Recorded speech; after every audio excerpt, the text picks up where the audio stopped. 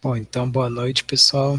Vamos aí dar início à nossa última aulinha aí de conteúdo, né? Depois a gente vai começar com as revisões. E nada mais justo do que um assunto considero aí mais importante na atualidade, né? Que é sobre mudanças climáticas. Então, para isso também, convidei o professor Emiliano, ele é professor do Instituto do Mar, da Unifesp, em Santos, né? Professor, se você quiser se apresentar. Oi, boa noite, pessoal. Acompanhando aí esses anseios aí de chegada, né, de já estar próximo, né, de fazer a prova.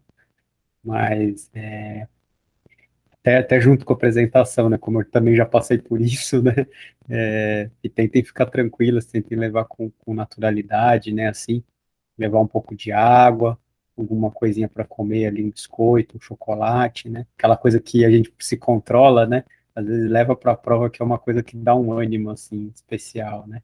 Cuidado com o café, né? Tem gente que fala, vou tomar um café para ficar ligado e acaba ficando mais nervoso, né? Porque o café dá uma acelerada, né?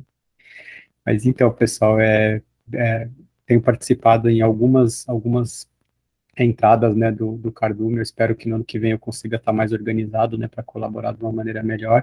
Eu participei de alguns módulos de geografia. Minha formação é geologia, né? E aí eu tive a oportunidade de estudar na pós-graduação e daí entrar, né, como professor na Unifesp, trabalhando com uma parte da geologia que lida bastante com a questão de mudanças climáticas, né, com as mudanças do passado, né. Aí a gente vai conversar durante a aula que essas do passado ajudam a gente a entender o que vai acontecer no futuro, né?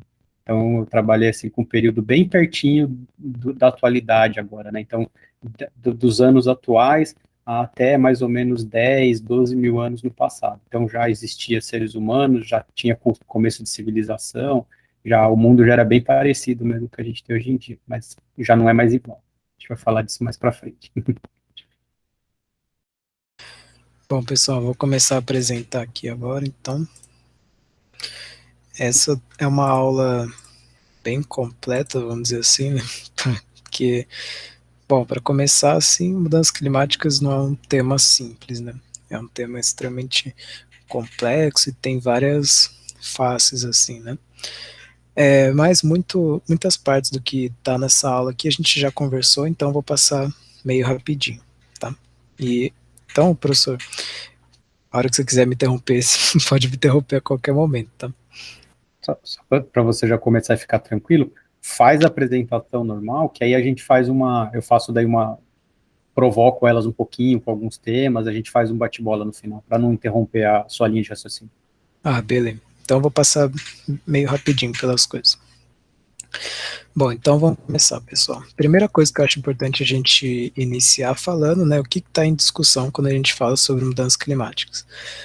Porque tem muitas coisas que tá em discussão, vamos dizer assim, né, mas que para a ciência já é fato, né, como por exemplo a evolução, a Terra redonda e as vacinas são coisas que nem deveriam ser discutidas. E acho que isso inclusive é uma coisa que o próprio professor Emiliano falou numa aula na graduação e eu fiquei com isso, né? Que realmente são coisas que nem deveriam estar sendo discutidas, né? E as mudanças climáticas é uma delas, né? Que é uma coisa que está acontecendo aí. O máximo aí de uma polêmica é saber se isso tem relação com ação antrópica, né? Ou é uma coisa natural. Mas é importante a gente entender que mudanças climáticas estão acontecendo. Bom, então a primeira coisa para a gente dar um panorama aí: efeito estufa e ciclo do carbono. Então, efeito estufa vocês devem já ter visto, né?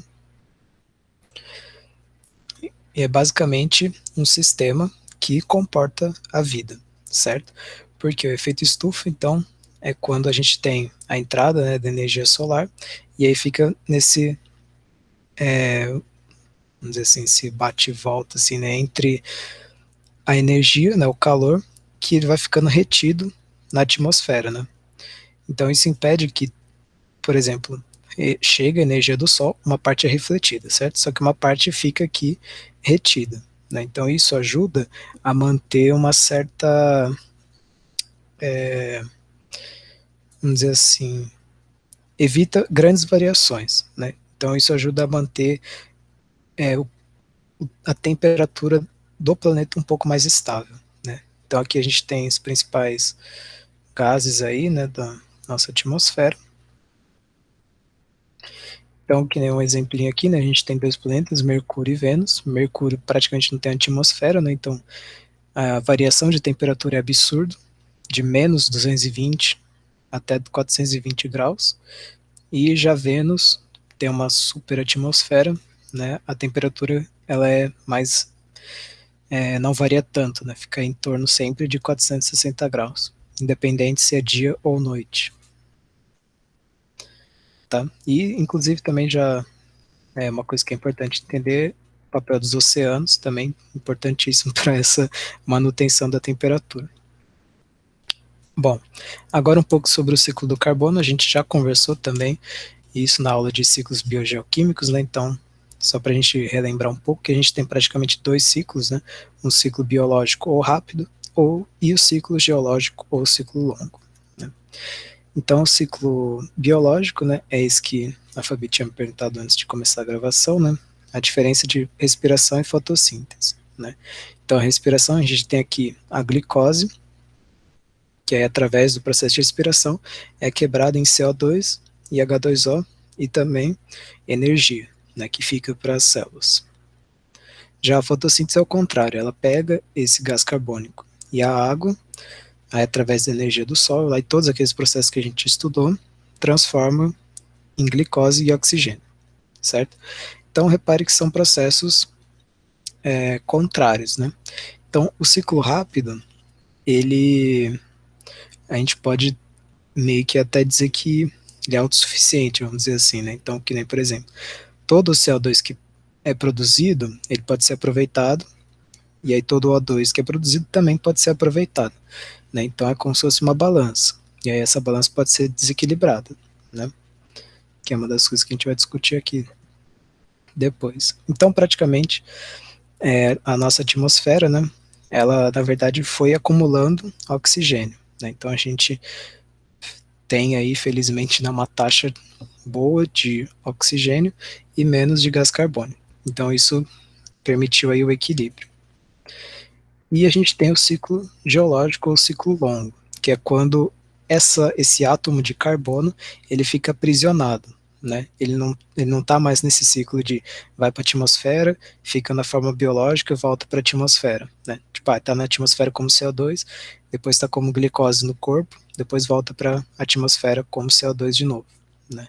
Aqui é um processo um pouco mais demorado, né? Que nem, por exemplo, a formação de rochas aí carbonáticas, tem formação de conchas, né, com carbonato de cálcio e o petróleo.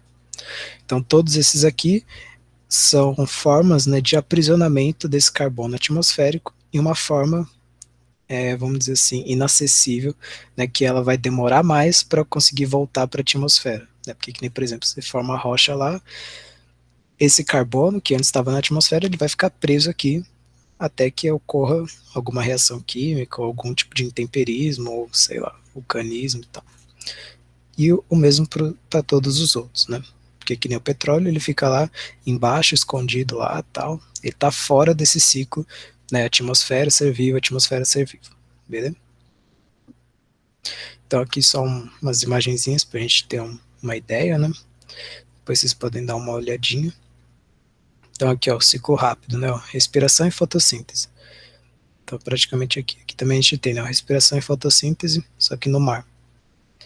E aqui já é o ciclo longo, né? Então a gente tem o carbono fóssil, que ele fica aprisionado aqui, depois pode voltar para a atmosfera, né? Através de erosão ou vulcanismo.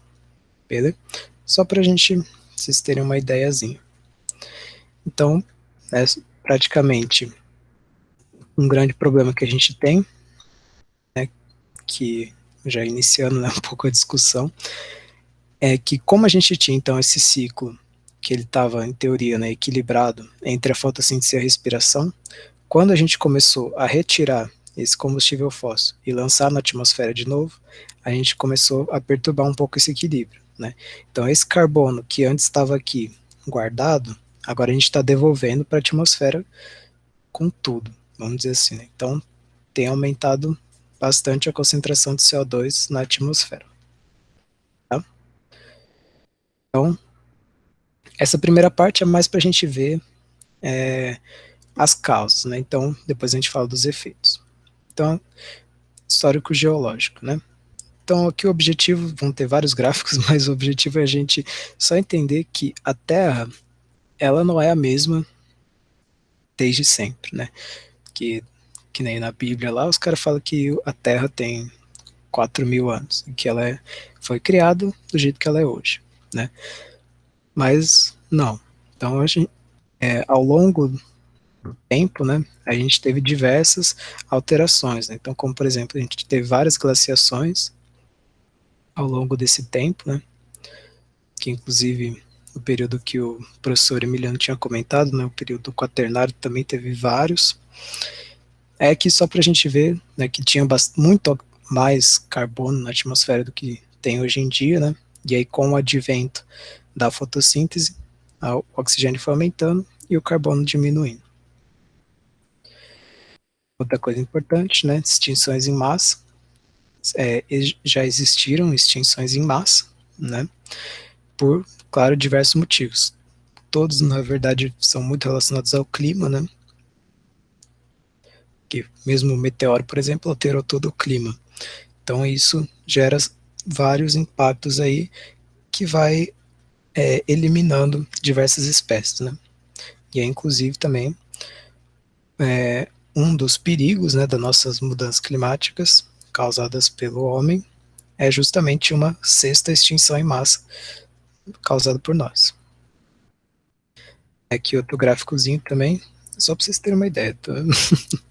Que a temperatura, né, foi variando aí ao longo de toda a história da Terra, a temperatura não se manteve a mesma, né? Então, sei lá, antes, né, quando não tinha tanta atmosfera assim, talvez a temperatura variasse mais, a Terra já foi muito mais quente do que ela é hoje, né? Que aí ao longo do tempo a gente pode ir reparando que a temperatura na verdade foi caindo. E claro que aqui, né, a gente tem que reparar bem na escala, né? Porque quando a gente fala assim, antigamente, né? Antigamente você pode pensar que é, sei lá, 1700, mas aqui a gente está falando de milhões de anos, né? Que é uma escala completamente diferente. E aqui a gente repara que teve até uma certa estabilização da temperatura, né? E aí, logo depois, a gente vai ver que começa um aumento, né? Então aqui a gente tem um recorte, né, da parte um pouco mais recente. Então estava aqui, né, meio constante e tal. E aí depois a gente começa a crescer aqui, né? Então aqui também tem algumas perspectivas futuras, né, de diversas projeções, levando em conta diversos cenários. Aqui outro gráficozinho só para a gente ver. A linha roxa aqui, né, é a parte é a concentração de CO2 e a linha azul é a diferença de temperatura, né? Então, quando você vê assim, parece até que não tem tanta relação entre o gás carbônico e a variação, né? Mas é importante a gente lembrar também que o clima, né, ele não é também relacionado somente a esse gás, né? Existem outras características que podem aí interferir.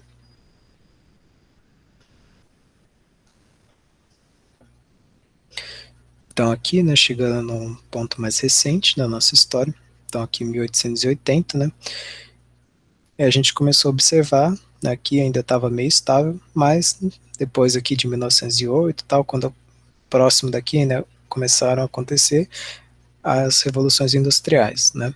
Então isso foi elevando aí a nossa temperatura média da Terra, né, ao longo dos anos. Então aqui a gente tem também algumas projeções, né, uma projeção mais crítica, né, um cenário mais pessimista, tem aí a ideia de que a temperatura média da Terra pode aumentar em 3,7 graus. E no cenário mais otimista pode aumentar 1 grau só. Bom, uma coisa que é importante, né, a gente entender é que às vezes você olha isso e fala assim, 3 graus, quase 4 graus a mais na temperatura média não é nada, né? Bom, parece que não é nada, né? Mas também lembre-se que isso é em relação à média, né? Então, podem ter dias que a temperatura pode chegar, por exemplo, a 50 graus e outro dia chegar a menos tanto. E aí, se você colocar na média, vai ficar 4, né?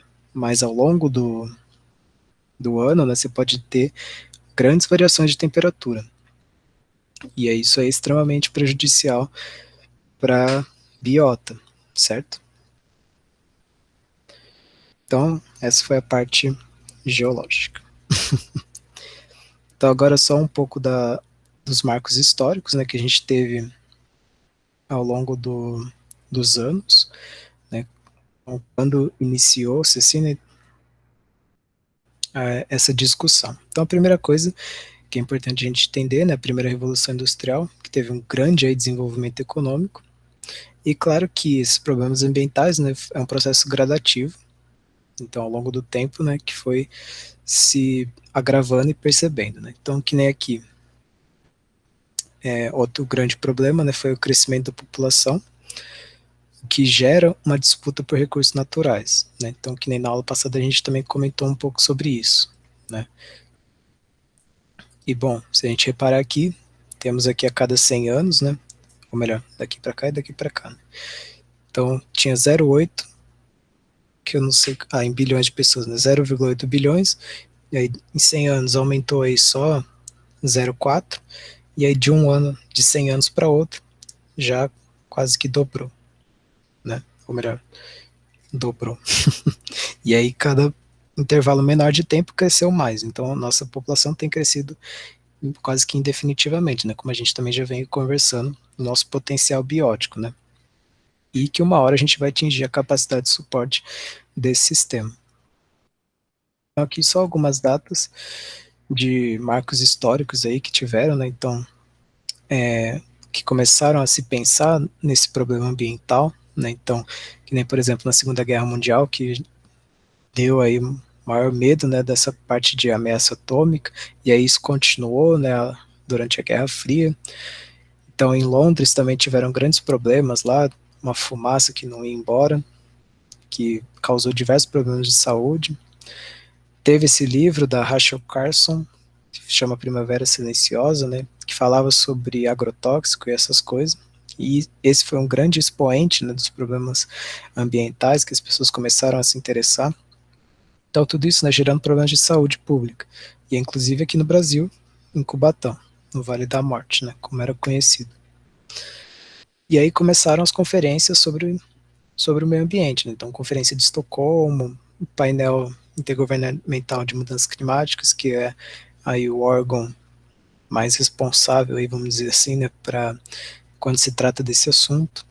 Rio 92, Agenda 21, né, tal, a Rio mais 20, então foram todos eventos que os governos, né, se reuniram para tentar falar assim, vamos resolver esse problema.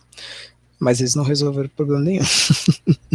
E inclusive, né, uma crítica assim, né, que as pessoas falam assim, não, mas né, a gente não pode parar o desenvolvimento, né, tá? A gente não pode frear nossas economias para resolver isso, né?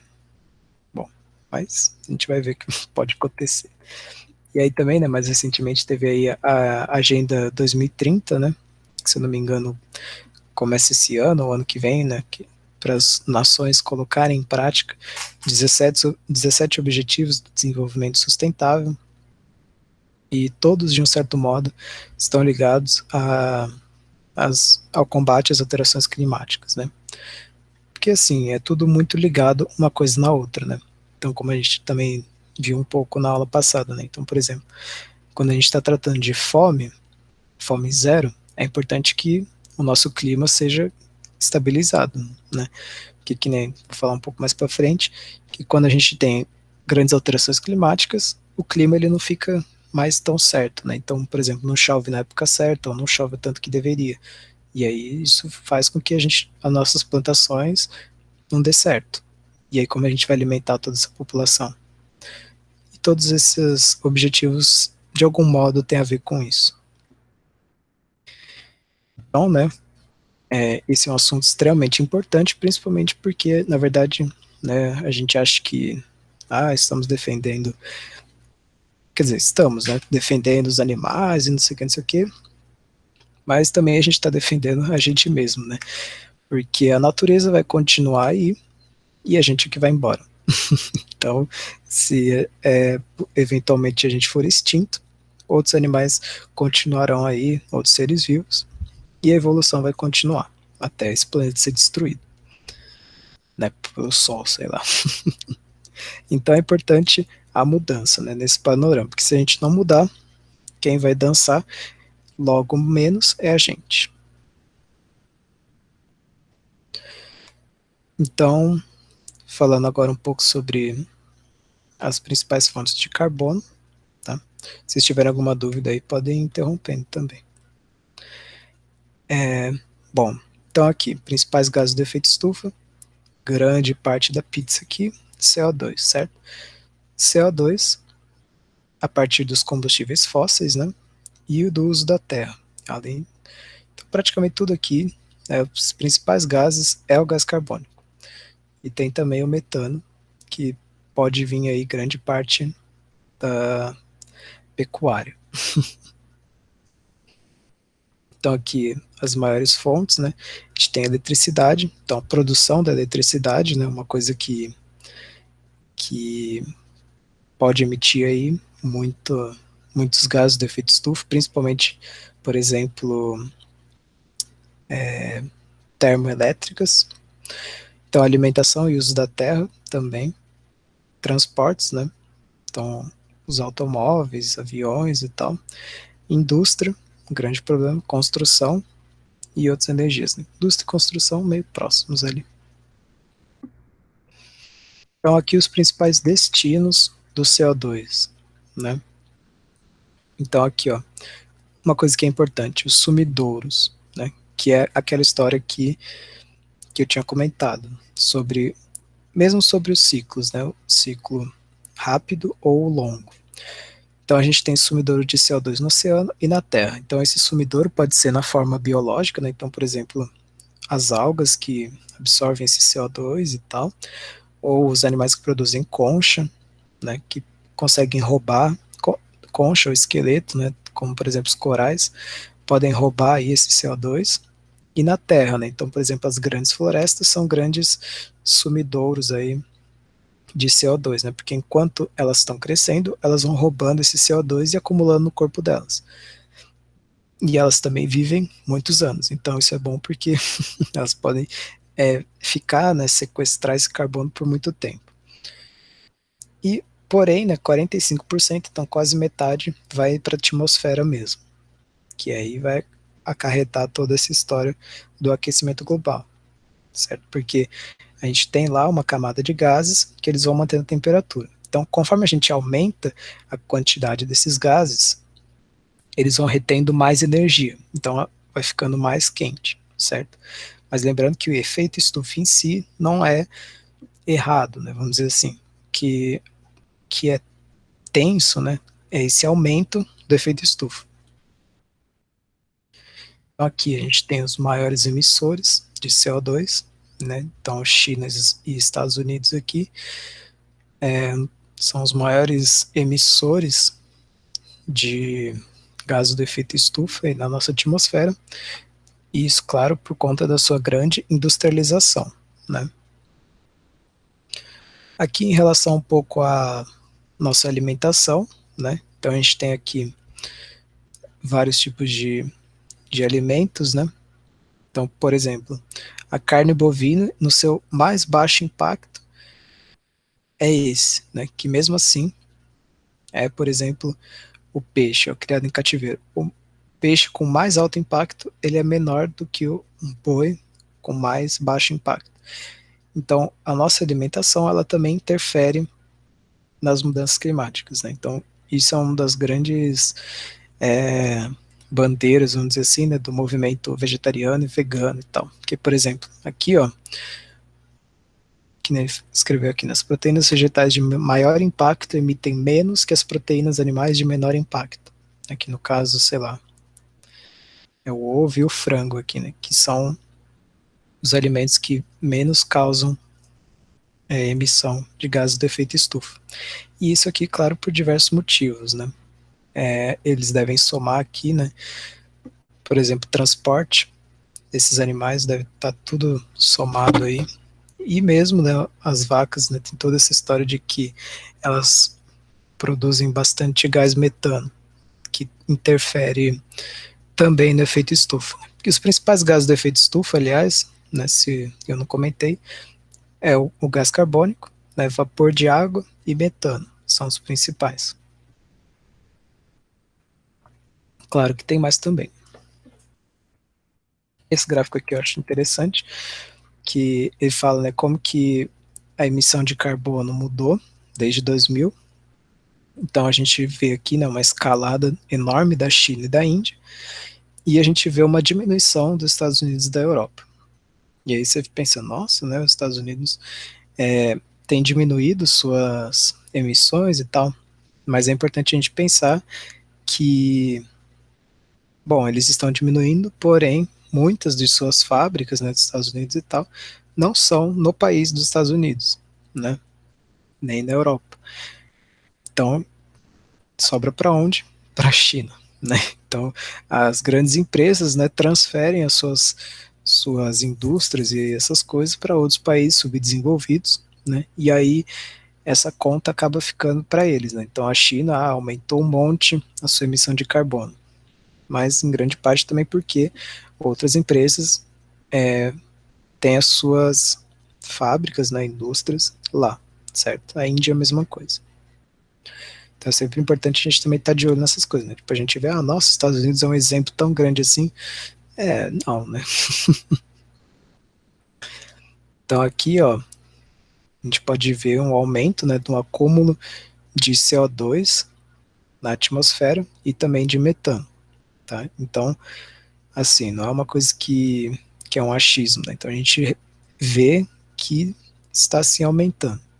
Então aqui você vê que vai variando, né? Isso aqui é porque por conta de todo aquele ciclo rápido, né? Então, tipo, tem épocas em que tem mais fotossíntese, né? E tem épocas que tem menos, por exemplo.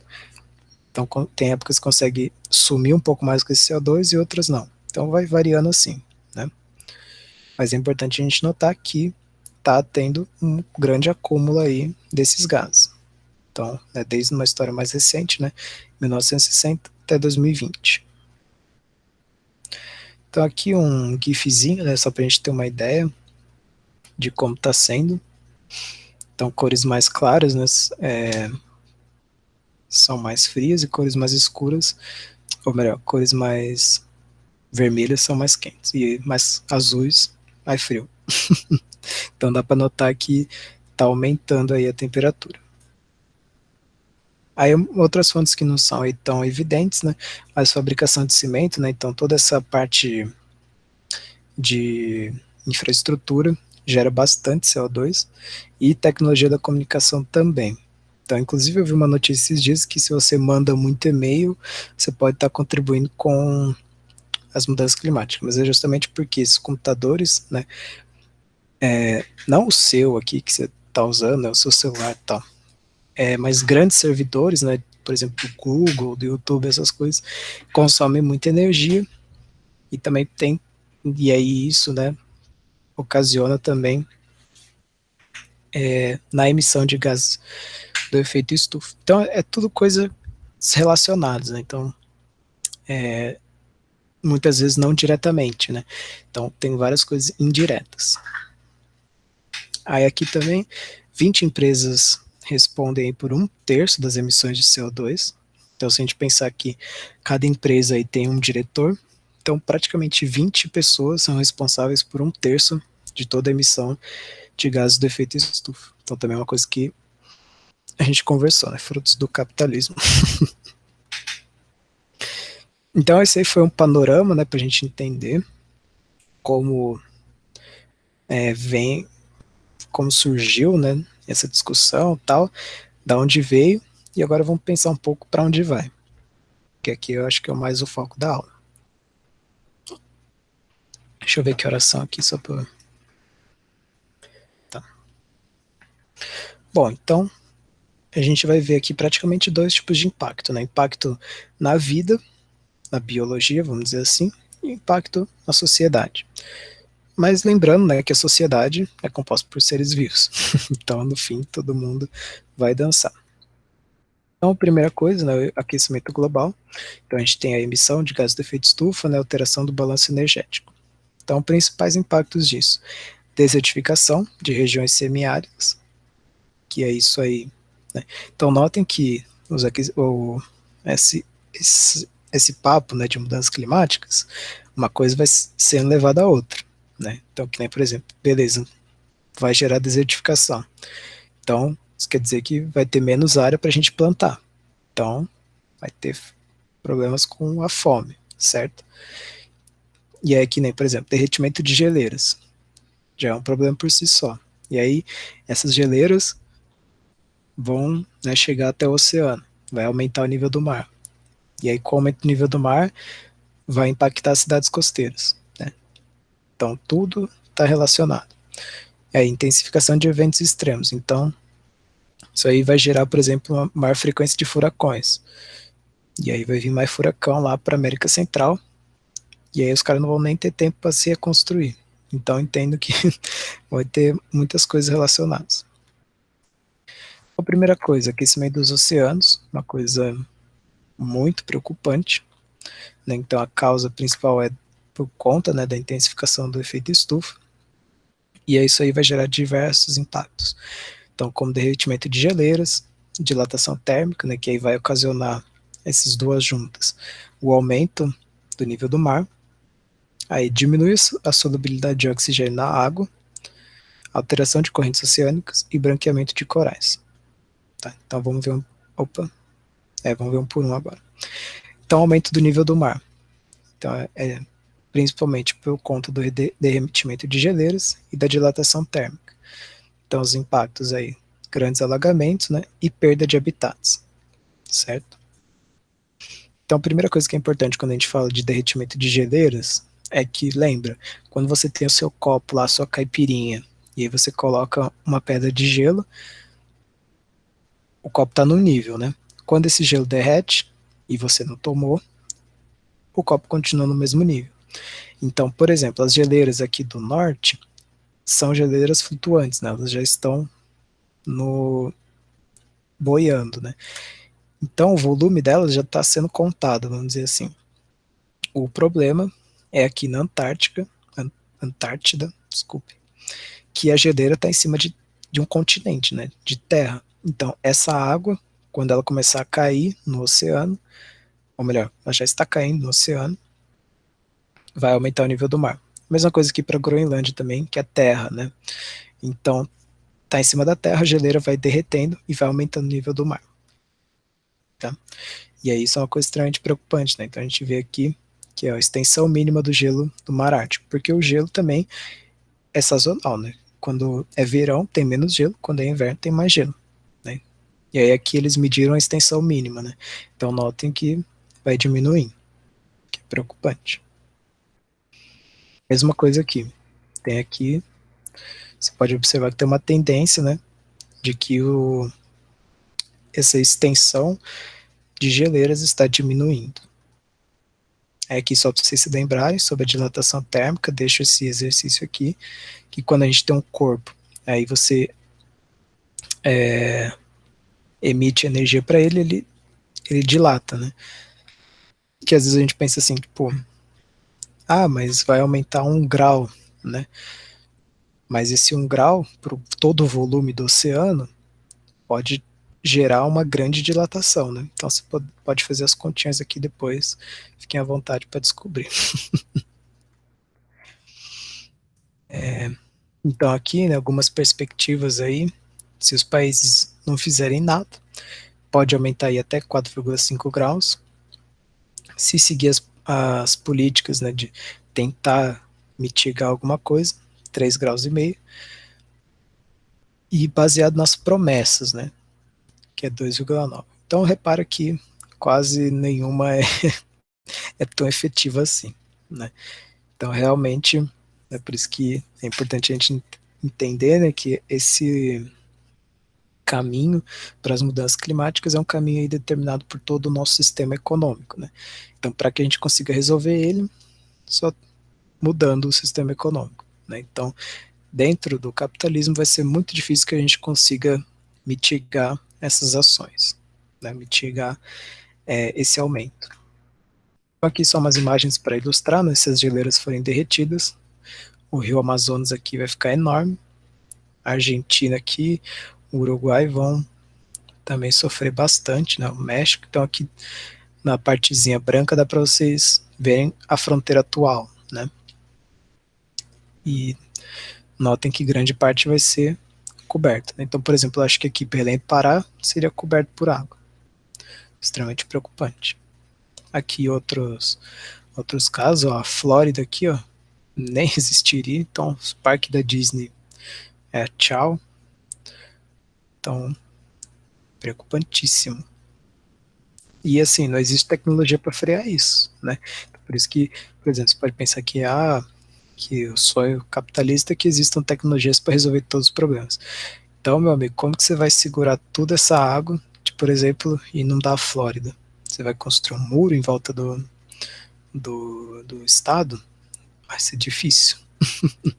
Então, por isso que é mais fácil a gente mudar aí nosso sistema econômico, né? Não para as grandes empresas, para elas é mais fácil construir o muro mesmo.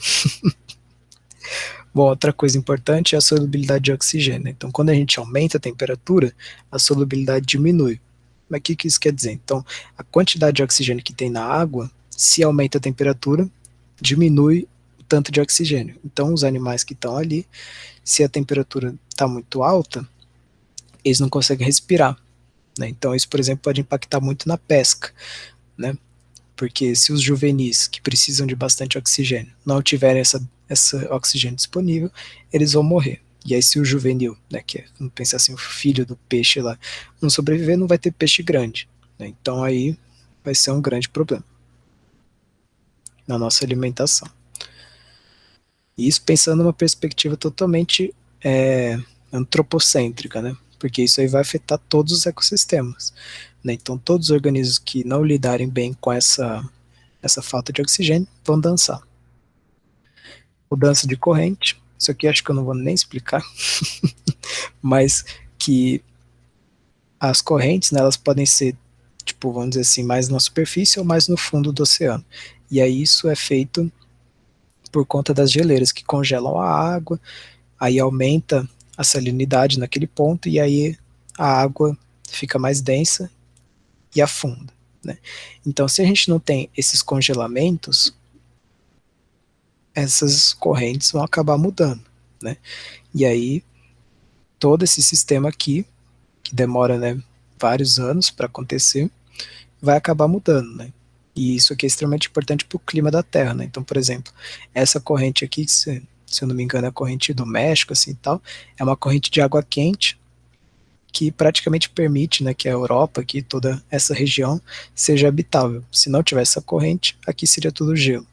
Então, imagine, se isso aqui mudar, talvez possa acontecer de aqui ficar totalmente congelado, né? Então, coisas extremamente preocupantes. E o branqueamento de corais, quando a gente tem um aumento na temperatura, então lembra que os corais eles têm aquela simbiose entre algas, né? A alga produz alimento para o coral e o coral oferece proteção. Então, quando aumenta a temperatura, o que acontece com esse coral? A alga começa a produzir muito oxigênio e aí o coral vai ficando meio incomodado e ele acaba ele mesmo expulsando a alga. Só que aí sem a alga ele não consegue alimento, então ele vai ficando mais esbranquiçado, porque grande parte da cor dos corais se deve às algas que estão associadas a ela. Então, ele mesmo, né, voluntariamente expulsa essas algas, só que aí ele não consegue se alimentar e ele pode acabar vir falecendo ou ficando mais suscetível a doenças e tal. E aí, né, se os corais morrerem, toda aquela parte, né, de recife de coral, todo aquele ecossistema vai acabar também dançando junto. Acidificação também é outra coisa terrível, né? Então, com o excesso de gás carbônico, gera um aumento do pH do oceano, né? Então vou explicar isso daqui a pouco.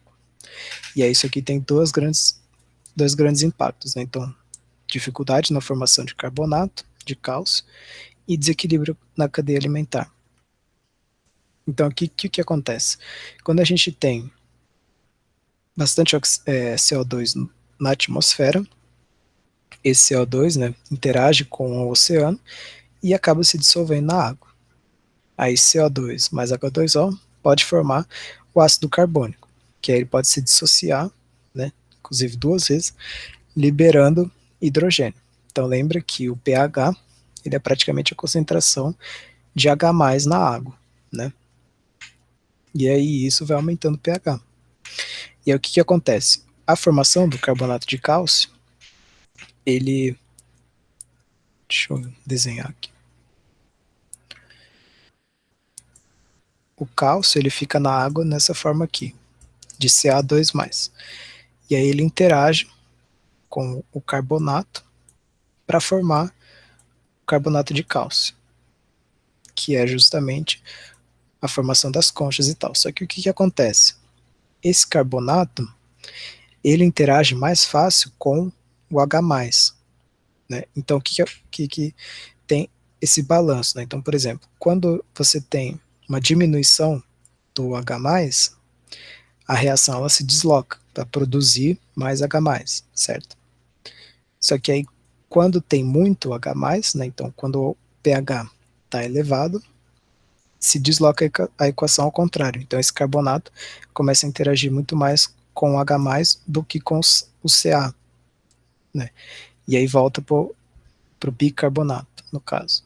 Então, o que acontece? O H+, então, ele está roubando o carbonato, né? E aí isso dificulta a formação do CaCO3, que é o carbonato de cálcio.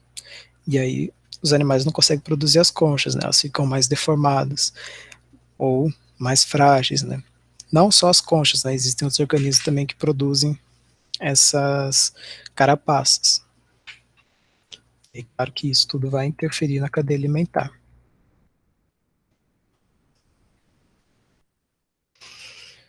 Outra coisa importante é o aumento de eventos climáticos extremos. Então, o que isso quer dizer? O nosso clima, ele é regulado, né? Então, ele funciona, né, dessa interação entre a atmosfera com o oceano, a atmosfera com a terra e tal, e praticamente é um grande balanço de energia, né? Então, o ar quente sobe, aí o ar frio desce, não sei o que, então tem todo um balanço de energia. Então, quando a gente aumenta essa energia no sistema, né, pode dar ruim. Então, o que acontece? Que os eventos extremos, eles são quase que imprevisíveis, né? Então, a nossa atmosfera, nosso oceano, né, é um sistema extremamente complexo, com muitas variáveis emergentes. Então a gente não sabe, não é tanta variável e tanto jeito que elas interagem que não tem como a gente prever. Já é difícil, sendo que o nosso clima ele é meio que certinho, né? Tipo, outono, inverno, tal. Então tem um certo nível de confiança. Mas com o aumento da temperatura, esses eventos começam a ficar mais incertos. Então, que nem, por exemplo, esses tempos aí, né? A gente está em novembro, era para fazer só calor, mas tem uns dias que tá fazendo uns frio do nada, né? E a mesma coisa no inverno, né? Em julho lá, tinha dia que tava um calor insuportável e tinha dia que tava um frio. Então isso aí é uma coisa extremamente preocupante, principalmente por conta da nossa agricultura, né? Porque, bom, tem plantas lá que, beleza, elas precisam de um tempo certo de chuva, um tempo, né, aguenta um tempo certo de seca, e agora tá completamente, ninguém sabe.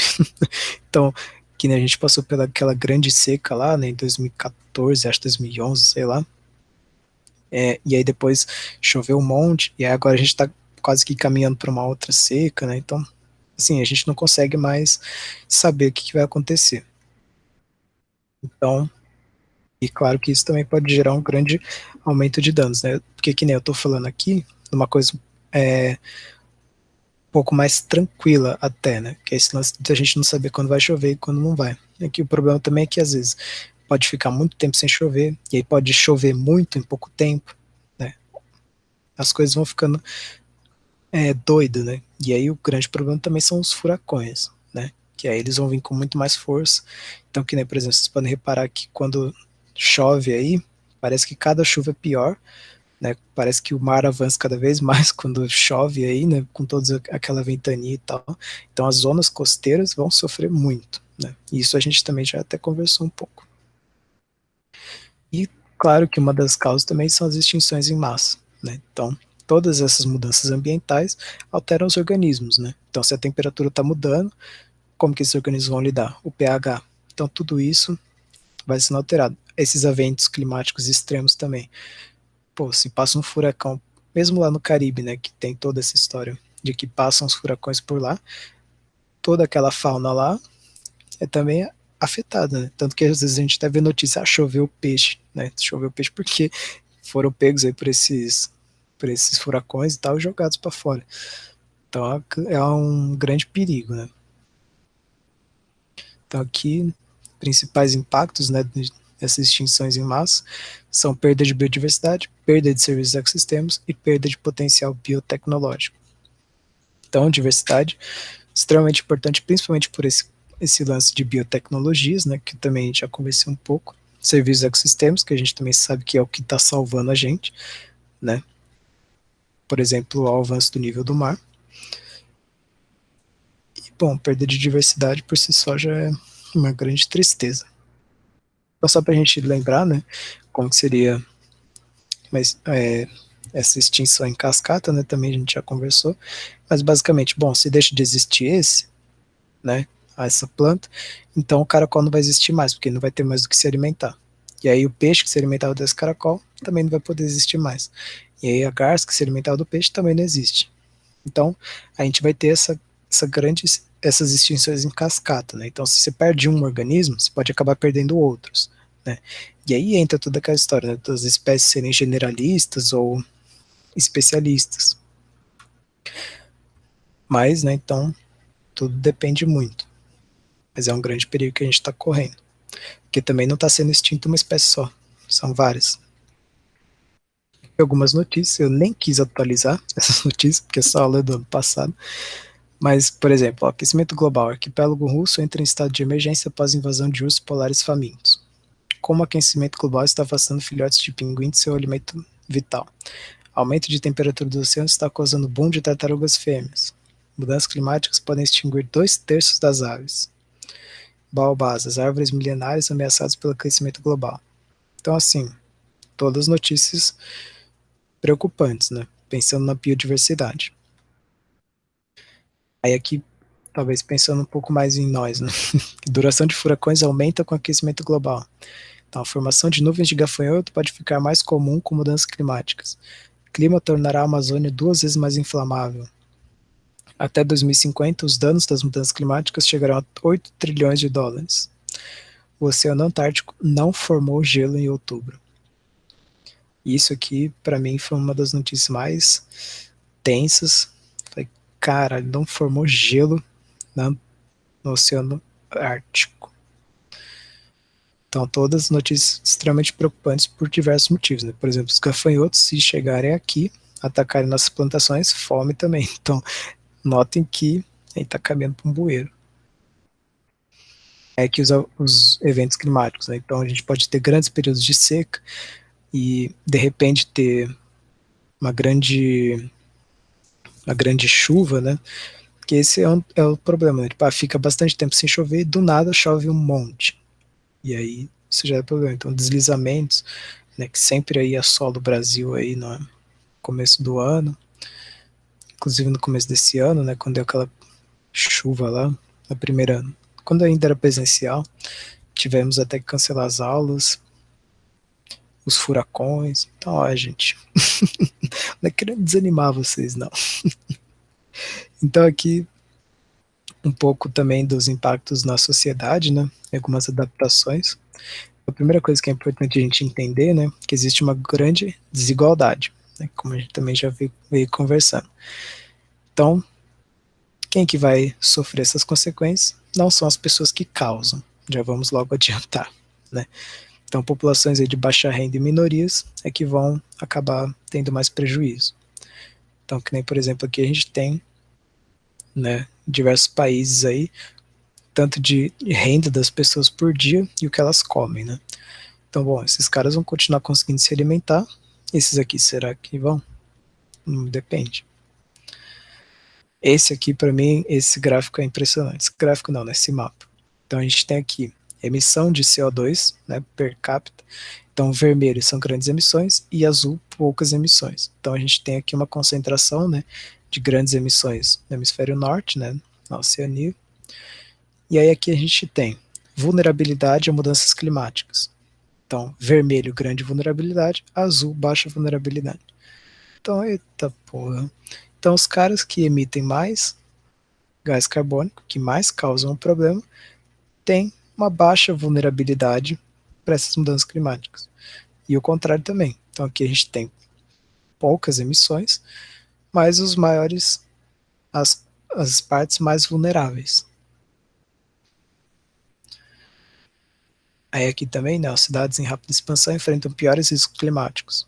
Então, cidade de Lagos, Kinshasa. Então, é bem preocupante essa parte, né? Que é extremamente importante a gente entender que com essas grandes empresas, né, esses países e tal, eles terceirizam muitas coisas. Então, tem países, por exemplo, que enviam lixo deles para outros países, né, e aquele lixo praticamente não conta, né, como deles, mas conta dos outros, né. Isso pensando na parte de lixo, né, mas a parte climática também é um pouco isso, né. Então, os caras emitem um monte de gases, mas praticamente não vão ser afetados por isso, né. Então, por exemplo, esses países, né, chamados de em desenvolvimento, é que vão se lascar mais. Então, aqui, adaptações e mudanças, né? Então, a gente precisa de altos investimentos para adequação de áreas urbanas, né? Então, principalmente em zonas costeiras, em exemplo, na Baixada Santista. Então, a gente precisa de propostas inovadoras, né? Então, um grande desenvolvimento científico e tecnológico, integração das diversas áreas do conhecimento. Então, é extremamente importante que todo mundo consiga conversar, né? Porque, por exemplo, muitos biólogos, assim, né? Os caras são muito extremistas, assim, né? Tipo, não, a gente precisa preservar a todo custo, tal, não sei o quê. Mas, tipo, essa área aqui, ela precisa ser intocada. Mas aí existe uma comunidade indígena lá dentro. O que você vai fazer? Você vai tirar os caras de lá? Não, né? Também tem que manter aquela cultura, né? Então, tudo isso tem que ser muito bem conversado, muito bem planejado, né? E principalmente, né? Essas políticas públicas têm que ser participativas e efetivas. E claro que com o fim do capitalismo aí ajudaria bastante. Conservação e proteção da biodiversidade, né? É uma coisa extremamente importante, principalmente em quesitos dos serviços ecossistêmicos, né? Então, por exemplo, a Amazônia, né, que tem todo esse papel no clima, né, dos rios voadores, que fazem essa parte aqui também do Sudeste ser habitável, os manguezais que seguram aí a elevação dos níveis do mar, ou em caso de eventos extremos. E uma coisa interessante também é a igualdade de gênero pode também ajudar a salvar o mundo. Porque, né, então, as mulheres são um pouco mais conscientes nesse quesito. Então, por exemplo, aqui tem dois gráficozinhos, né, que é falando quem que decide o tipo de energia, né, que é usado, né. Então, por exemplo, aqui as mulheres têm grande decisão aí em muitas coisas, né, então, em ferver água, cozinhar, não sei o quê, mas não são elas que pagam, né, são os homens. Mas o mais interessante é isso aqui, que o modo preferido de transporte, né, na Europa, então, de carro são os homens, né, que têm maior preferência, transporte público e caminhada são as mulheres. E isso aqui já é uma coisa que, por exemplo, salvaria muito a humanidade, né, porque se, por exemplo, todo mundo usasse transporte público, era um automóvel, né, por exemplo, sei lá, um ônibus aí, nem sei quantas pessoas cabem dentro do ônibus, acho que tá aí, 40, para todo mundo ir sentado bonitinho. Você tem lá um automóvel emitindo gás, né? Mas se cada uma dessas pessoas tiver um carro, aí já são 40 automóveis emitindo gases do efeito estufa. Então, né, as mulheres aí teriam um grande papel nessas políticas, né, de tentar fortalecer isso, né? Por exemplo, a primeira-ministra da Nova Zelândia, né, é uma mulher que ela tá mandando muito bem lá. Inclusive, esses dias ela declarou emergência climática no país, e ela também controlou a pandemia super bem e tal, mas também a gente tem que tomar cuidado, né, porque não é só porque é mulher que é uma boa pessoa, como por exemplo a Margaret Thatcher, que foi a primeira ministra lá da Inglaterra, que foi bem imperialista aí com, com outros países. Agora uma notícia tensa. Por exemplo, que ó, o aquecimento global pode levar à falta de cerveja no mundo. E como que a gente fica? Pode afetar a produção de cacau. Sem cerveja e sem cacau no mundo de mudanças climáticas. Então, principalmente na segurança alimentar, que é isso que eu veio falando, né? Que com essas mudanças do clima, a gente vai ficar sem o que comer. E aí também, ó, sem comida japonesa, que eu não gosto. Para isso aí se sumir, para mim não vai fazer tanta diferença. Mas cerveja e chocolate já é mais tenso. Então aqui é segurança alimentar, né? Então, ó, impactos, aumento de só 3 graus nas colheitas, né? Então aqui uma variação de 50%, uma variação de 100%. Então notem, né, que quem vai se lascar de novo são aqui os países subdesenvolvidos. E aí isso pode gerar, né, grandes migrações. Então, por exemplo, começam a surgir aí os refugiados do clima, que é uma coisa extremamente perigosa, né? Que aí os caras aqui, né, por exemplo, na África e tal, vai estar num clima extremamente árido, eles não vão ter do que se alimentar, eles precisam sair daquele lugar. E aí vão ter que ir para outros países, né? Então isso é uma coisa extremamente preocupante. Mais notícias. Como o aquecimento global vai espalhar uma praga bíblica. Ó, isso aqui do ano passado. E o que a gente teve esse ano? Coronavírus. Então, também isso está altamente relacionado. Então, o aquecimento global trará mais migrações, doenças e fenômenos extremos. Multiplicar a população de ratos. Pelo amor de Deus. Mudança climática pode significar mais crianças, não menos. Então, é uma cascata, né? Então, quanto mais a gente vai vem descobrindo tal, mais fundo a gente vê onde a gente está indo. E aí fica essa pergunta, né? Será que a gente está preparado para receber esses eventos extremos, essas mudanças climáticas? Né? Então é importante lembrar, né, que a Terra é um grande organismo vivo, né? Tem diversas interações e é o nosso único lar, por enquanto. Então é melhor que a gente consiga protegê-la, né? E continuar vivendo aqui, porque eu gosto muito, particularmente, desse planeta. Não conheço outros, mas eu gosto muito desse. E é isso. Então, acho que devo ter falado muito. Não sei se deu para acompanhar. Eu falei um pouco mais rápido porque eu queria também que o professor Emiliano fizesse comentários aí sobre desse para a gente fazer uma discussão. E aí? Vou perturbar vocês um pouquinho enquanto vocês pensam aí nas perguntas, né? Acho que a exposição do Leonardo foi muito completa, né? E acho que a coisa mais importante dela foi ela falar da causa, né, do aquecimento global, né? O aquecimento global, ele é influenciado pela atividade industrial humana e atividade comportamental humana.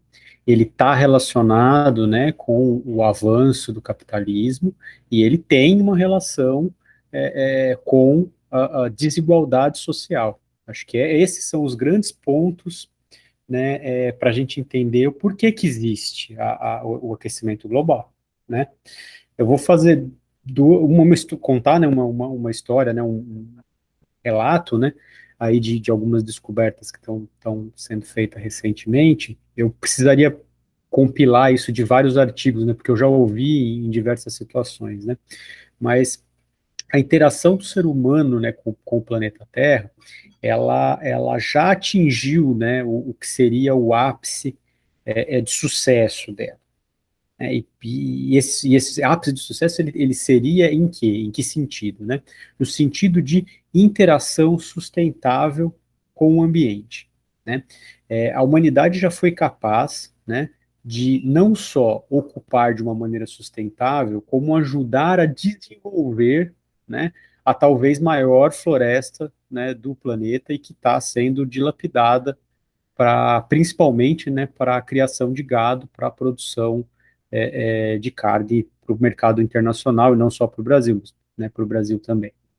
A importância da Amazônia e o registro da presença humana na Amazônia, ele dá uma ideia de como é a vida humana em uma situação totalmente sustentável.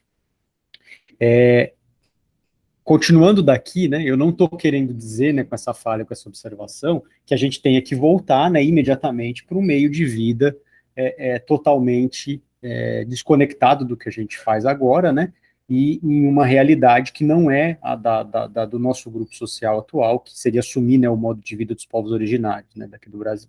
É muito difícil a gente fazer isso, né, é uma busca muito grande, né, mas a preservação por essas tradições e por essa forma de ocupação, ela nos ensina muito de como a gente deve lidar, né, com o meio ambiente.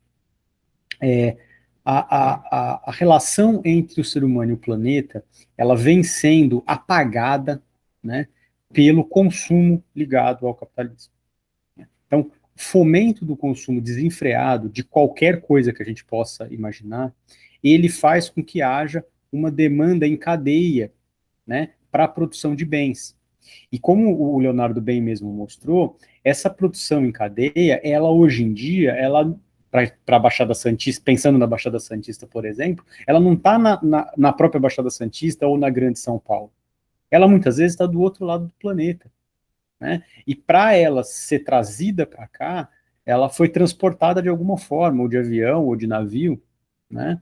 Então, ou seja, é uma reação em cadeia de liberação de gases de efeito estufa, de aumento desse impacto, né, não, sendo que, né, não só a própria liberação de gases impacto, tem os outros pontos, né, que vai ficando muito, vai exacerbando e vai tirando do controle.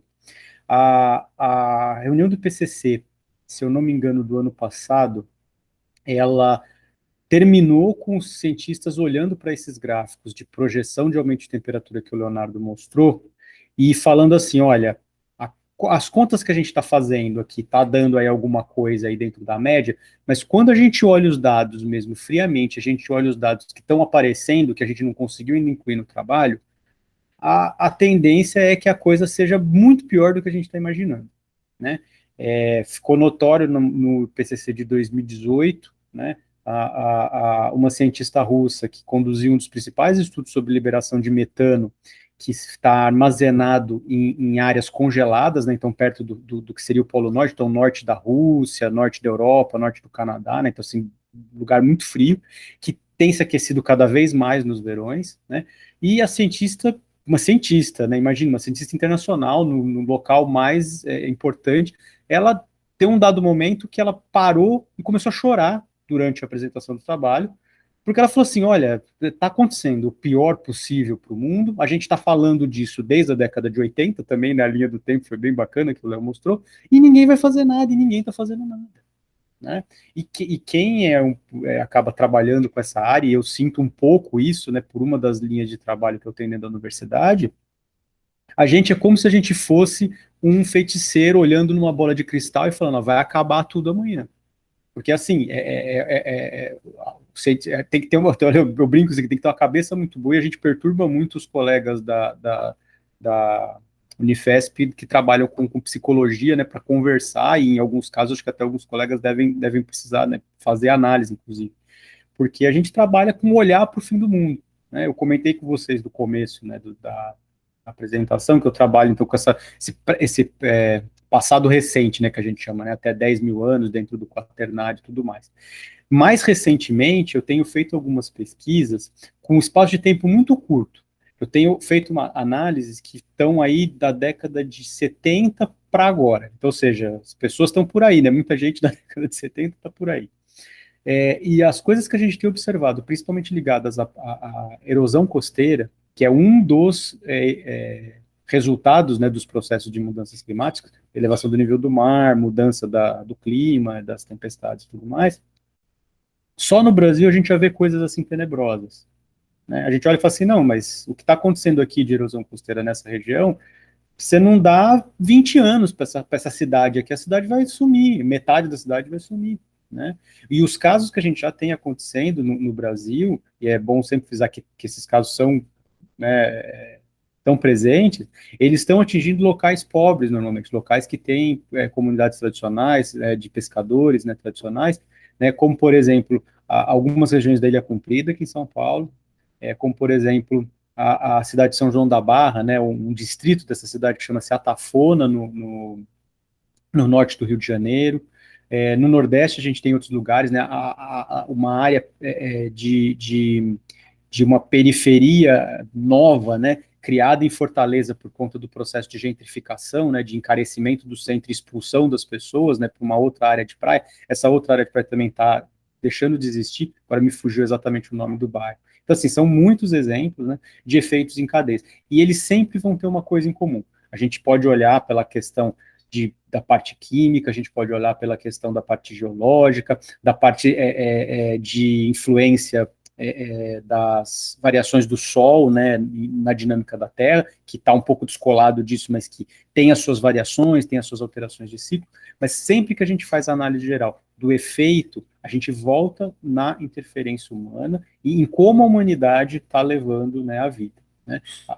Só para finalizar, o capitalismo apresenta, né, para as pessoas um sistema de vida que ele não é sustentável.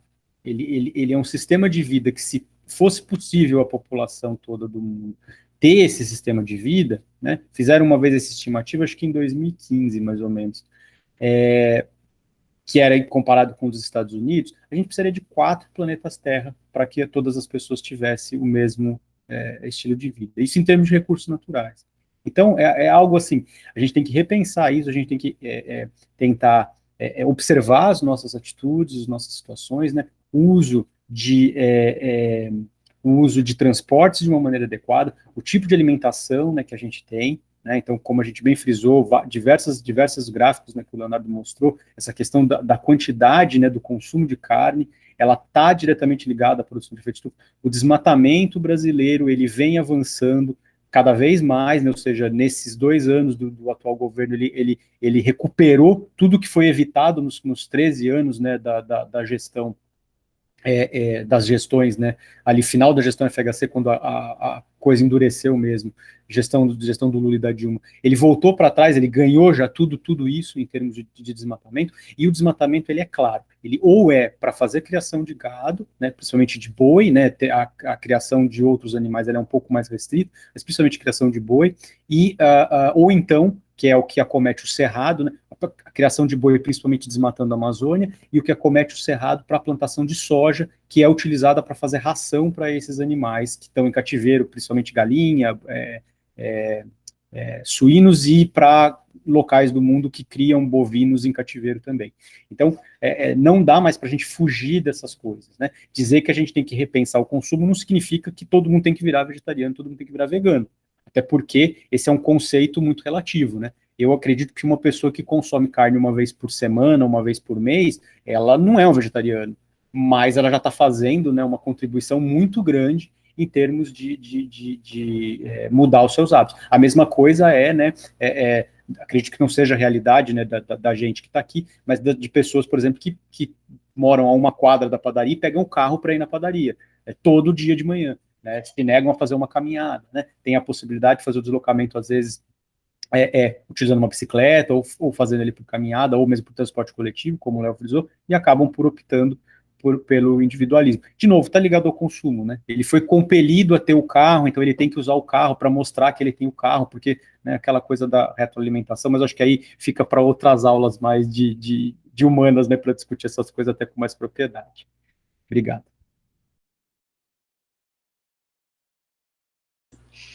Alguém tem alguma dúvida, algum comentário? Sei que deu uma corrida aí, né? Mas muitas coisas acho que vocês já tiveram, né? A gente já conversou bastante sobre impactos ambientais, né? Inclusive vocês também tiveram aquele exercício, né, de pensar sobre os impactos. E aí, né, no caso, ninguém pensou sobre o clima, né? Porque também é uma coisa que às vezes a gente. Acho que um dos grandes problemas do lance das mudanças climáticas é que dá muito para tirar o corpo, vamos dizer assim. Porque, que nem, por exemplo, quando a gente tem, sei lá, pensando num exemplo, tipo, uma guerra, assim, né? Tipo, pô, é claro que os Estados Unidos foi lá e jogou uma bomba atômica em Fukushima. Não. Jogou uma bomba no Japão. Isso é óbvio. Hiroshima e Nagasaki. Isso, ia falar Fukushima. Jogou uma bomba lá, isso é claro. Então, tipo assim, o que aconteceu? Poderiam falar assim, meu, você vacilou. Né? Agora, as mudanças climáticas é tipo assim, não fui eu não é culpa nossa, não sei o que, sabe? Então, que nem, deu um puta furacão esses tempos aí, lá na Guatemala, Nicarágua, destruiu tudo. E aí? Aí o cara fala assim, isso é um evento natural, não tinha o que a gente fazer. Será que não tinha? Então, esse sistema, né, capitalista e tal, tem uma grande propaganda, assim, né, para tentar ficar tirando sempre o corpo fora, né? Uma coisa que, por exemplo, aconteceu quando descobriram que o cigarro, né, causava câncer, causava diversos problemas, teve um puto esforço para falar assim, não, mentira isso, não, continua fumando, tal, não sei o quê.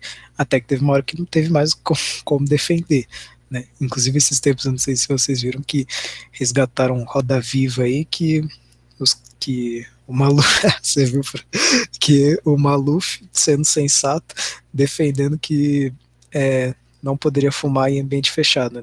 Aí os caras falaram assim, não, mas como assim? A liberdade de fumar e não sei o que, não sei o que.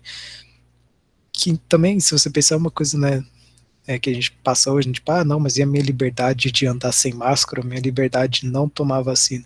Então, é uma coisa que a gente precisa pensar, né, no coletivo, né, que igual o professor Maurício tinha conversado na semana passada, né, que ele falou que, não sei se foi o Maurício ou foi a Samara, né, naquela que, né, toda essa nossa o neoliberalismo, né, ele pensa que não existe sociedade, existe o indivíduo. Então a gente fica sempre nessa, cadê minhas liberdades individuais, não sei o quê. Mas assim, a gente está defendendo, né, a sobrevivência da nossa espécie. Né? Então se a gente não começar a pensar como uma espécie, né, como todo mundo junto, uma população, né, fica meio complicado.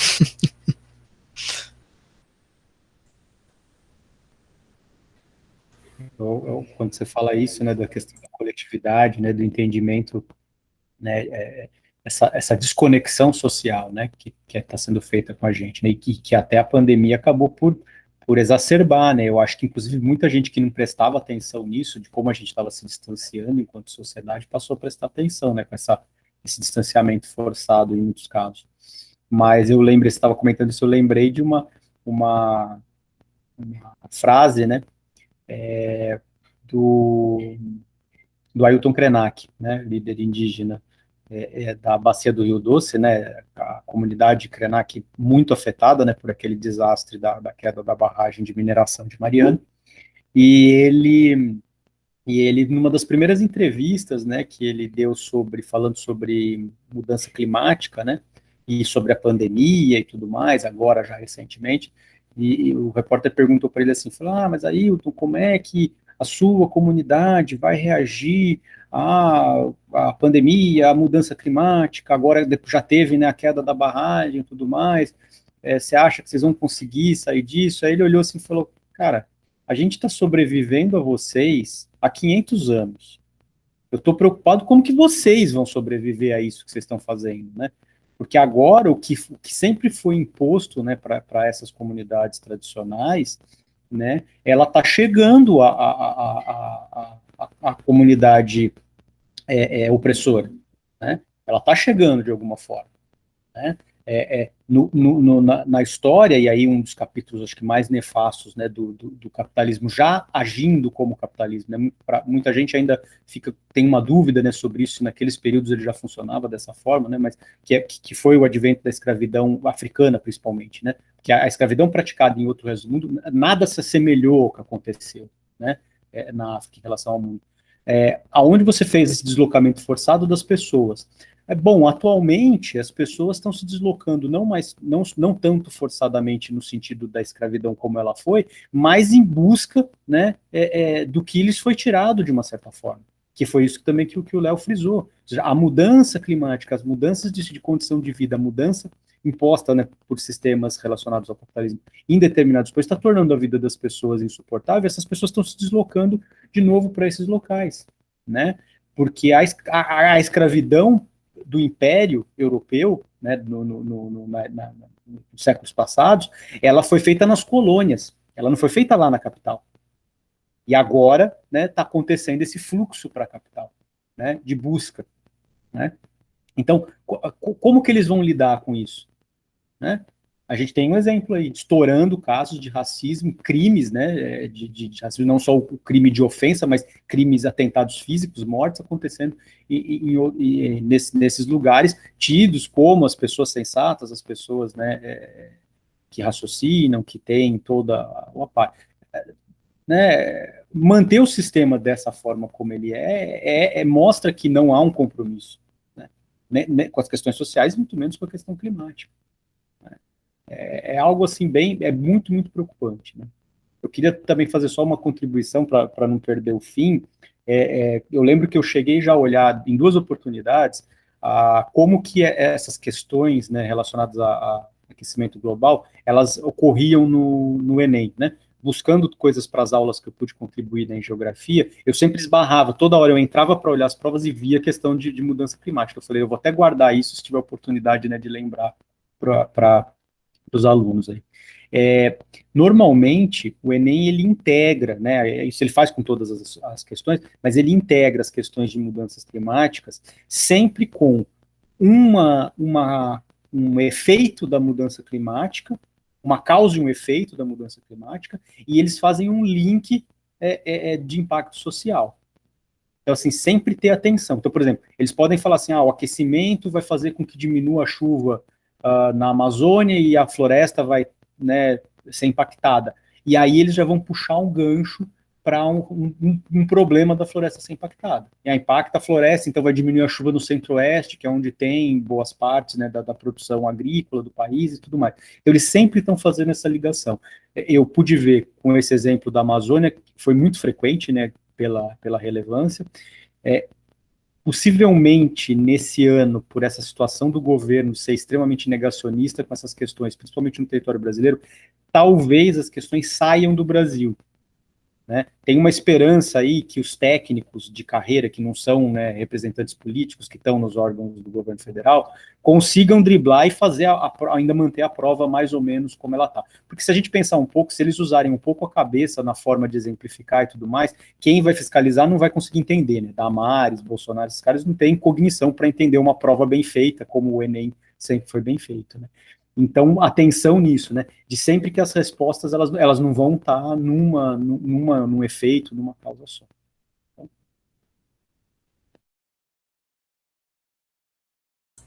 Alguém tem alguma pergunta? Quer comentar alguma coisa? Perdeu as esperanças? Importante manter esperança. Inclusive, professor, já li aqui durante essa pandemia pelo menos um livro que eu li. E aí eu achei bem interessante também. Eu tocando aqui falando aqui, tipo, a gente pra gente o mundo ia acabar, né, em 1500, quando os portugueses chegaram. E aí agora a gente, né, agora chegou esse momento dos, dos colonizadores, né, de ficar cara a cara com o fim do mundo ainda. Mas vamos ver, né, muita coisa pode acontecer. A gente nunca sabe. Mas é sempre importante a gente estar ligado a esse tema. Eu penso nele como mais importante, né, como eu comentei, que ele é a base praticamente para tudo, né? Porque quando a gente está fazendo, por exemplo, isso é uma coisa que eu reparo muito nas eleições, assim, né, e tal, as pessoas estão sempre, tipo, claro que são questões importantes, né? Tipo, moradia, das desigualdades sociais, de gênero, de raça e tal. Só que o que acontece? Se a gente não tiver um planeta, a gente não tem nem, tipo, como discutir essas coisas, né? Porque, claro, não vai ter ninguém. Mas não, isso também não quer dizer que, tipo assim, não, vamos parar de falar sobre isso para falar só sobre mudanças climáticas. Mas não, a gente tem que falar tudo junto e ter sempre essa ideia, né? Se a gente começa a separar as coisas, né? Então, tipo, aquela pessoa defende o feminismo, aquela pessoa nas mudanças climáticas. Tem que todo mundo juntar e ser todo mundo defensor de tudo, de tudo que é sensato, tudo que é importante, né?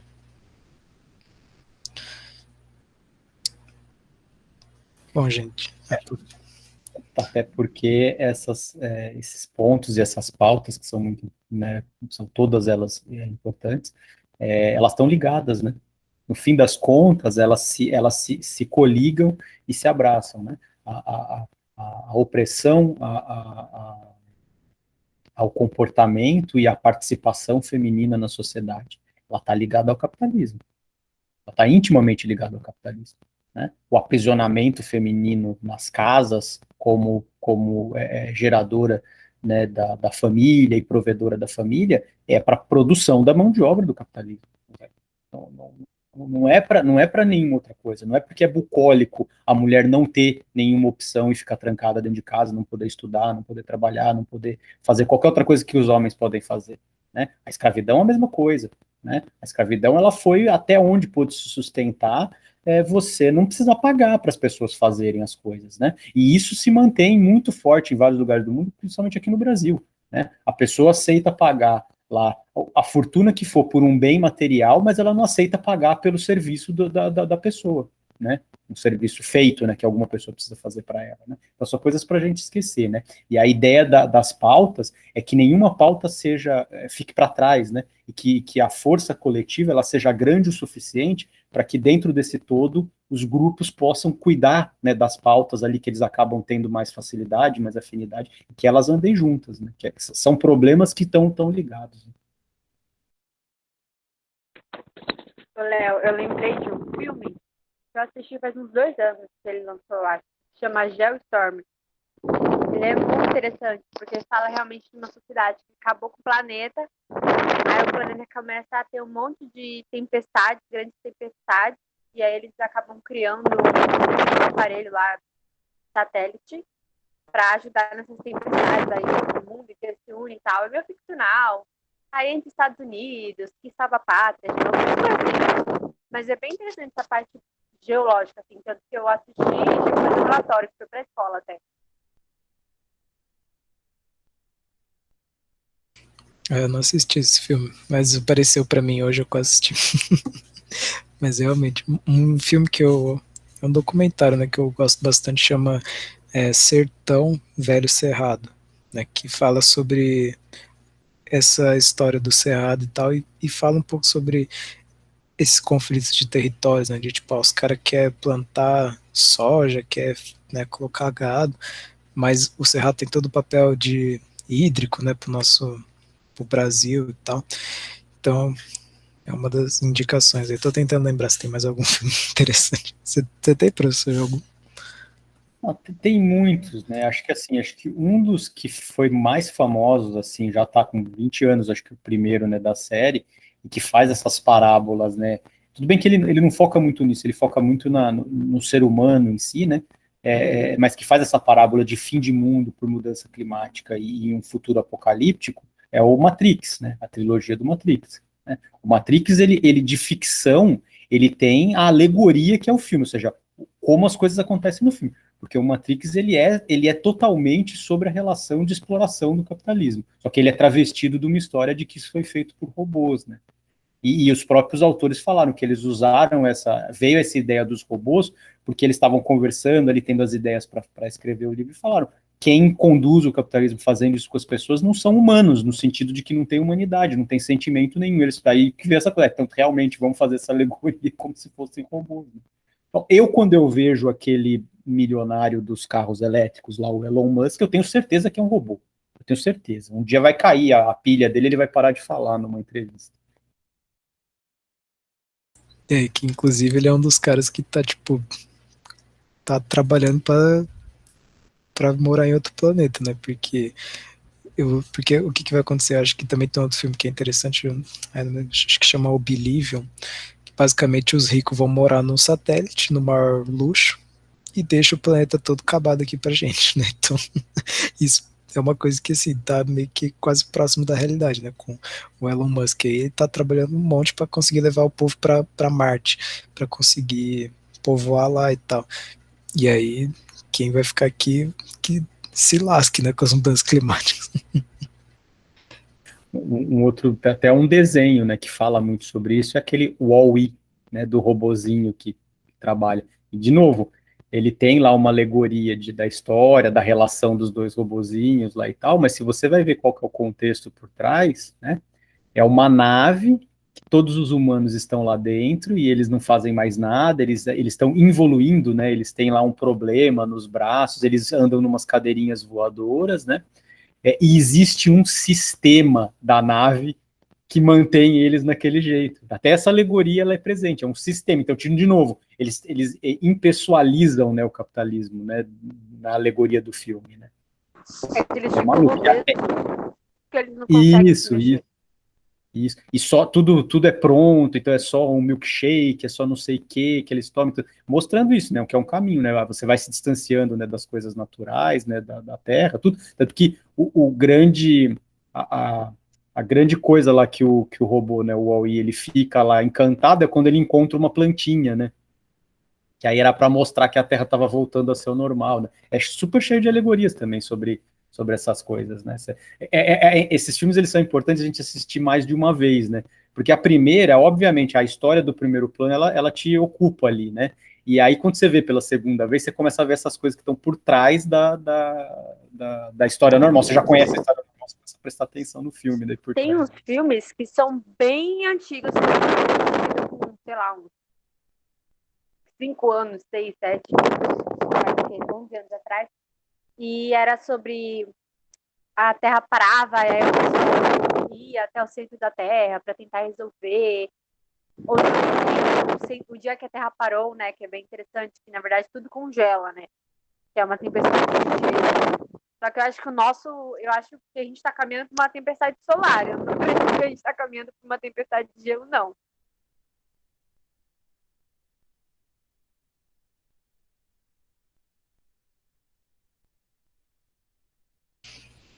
Bom, pessoal, se ninguém quiser comentar mais nada, quiser perguntar nada, mas dediquem-se ao tema.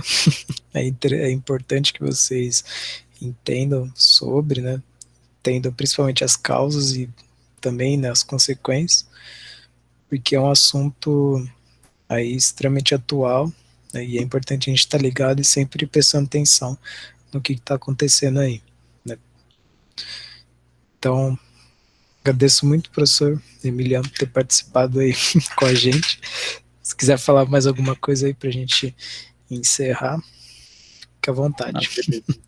Só agradecer a oportunidade e parabéns, né, pela apresentação e pelas conduções, né, aqui no Carpino, acho que são de altíssimo nível, né, promove uma integração dos temas, assim, muito importantes, né, não só para as provas, né, mas também para entendimento, né, para um aumento da cultura, né, e do conhecimento social, né, então, é sempre um prazer poder participar. Obrigado.